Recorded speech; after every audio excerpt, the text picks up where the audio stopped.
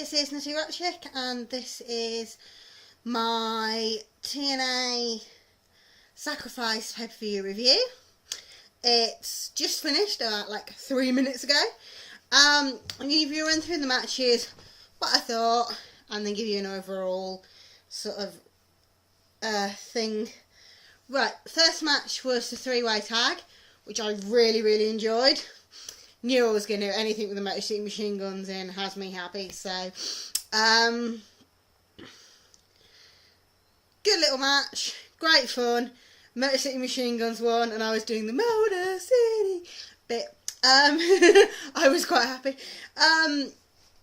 3 stars, I put 3.5, but probably slightly biased because it's Motor City Machine Guns. OJ versus Rob Terry, good little match. I think a lot of people are going to downrate this purely because they don't like OJ. I don't have that problem. I don't have any issue with my sexuality or anyone else's. Reasonably good 3-star match.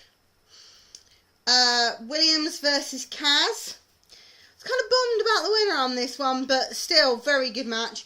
Loved the fact that they actually got Kaz to do some of the ground stuff, so it was kind of like Kaz wanted to beat Williams at his own game, which I kind of liked, because obviously Kaz didn't get to win the title off of Williams, but Williams won.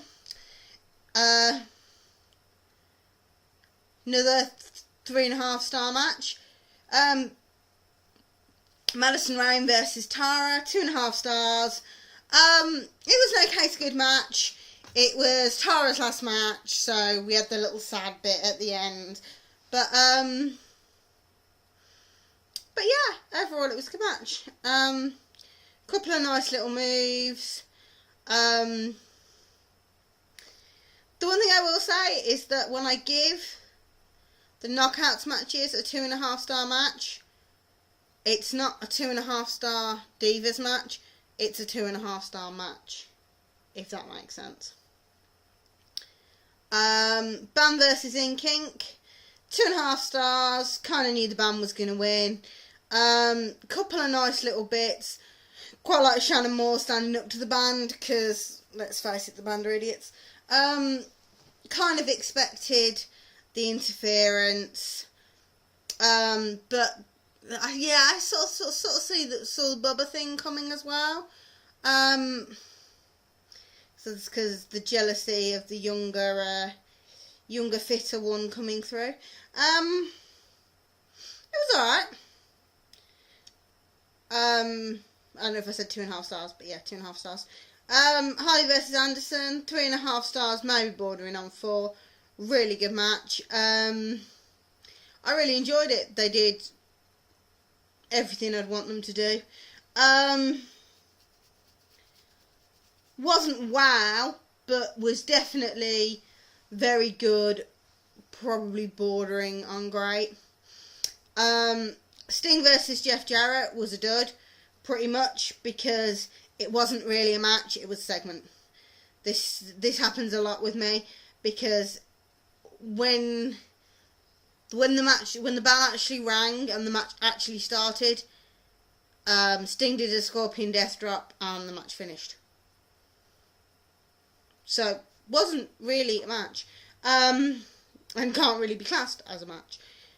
It was basically Sting beating up Jarrett backstage for ages, and then putting Jarrett onto a stretcher and Sting jumping him and trying to kick his ass in again.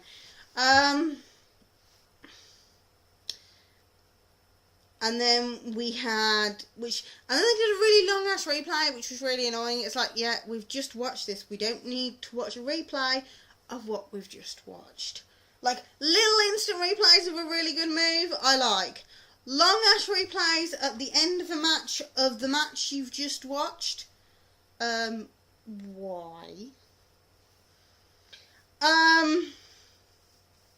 RVD versus Styles. I don't know, 3.5-ish. Between 3. I think if they'd have gotten they brought in there were a couple of bits where it just felt like what was going on outside of the ring was more important than what was going on inside the ring. And the bit with Lethal and Flair was just like, we don't want to watch a Lethal and Flair match in the middle of our World Championship match. It was just kind of like, what are you doing? Don't do that. That's annoying. Which kind of took a bit off of it for me. I think I'm going to say 3.5. Overall, it was a good fun pay-per-view to watch. There was nothing on it that made me really cringe. There was nothing horrible on it. Even though the Sting Jarett was a dud because obviously there was one move from when the match actually started. It was still watchable. It wasn't... There was nothing on here that just made me think, oh, I give up. But... yeah, it was a good little pay-per-view. So we've got, what? 4 3.5 star matches? That's not bad. A 3-star match and 2 2.5s. So there was nothing worse than okay. Everything was okay to good or better. Apart from, obviously, like I said, the Sting Jarett thing, but I did kind of explain that. I would say it's about a 7 out of 10 pay-per-view. If you bump into it online, watch it. I wouldn't say rush out and buy the DVD or rush out and buy a replay, but it's worth watch over the next few days if you have time. We'll make the point though that it was a better pay-per-view than Lockdown. It was a better pay-per-view than Extreme Rules in my point of view, and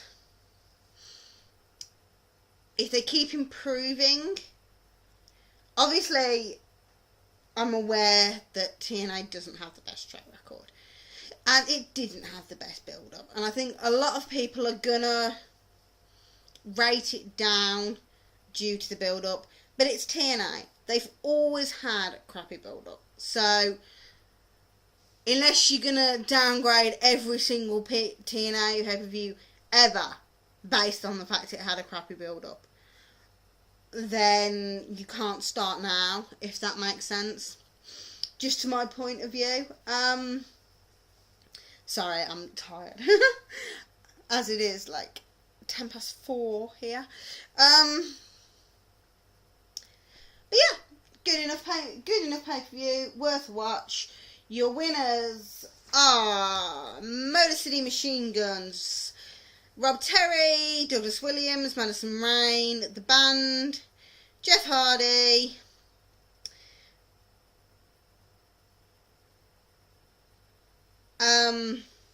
Sting versus Jarrett, and RVD versus Styles. You will notice that there is a match missing. The reason there is a match missing is because I didn't see the end of the Desmond Wolfe Abyss match.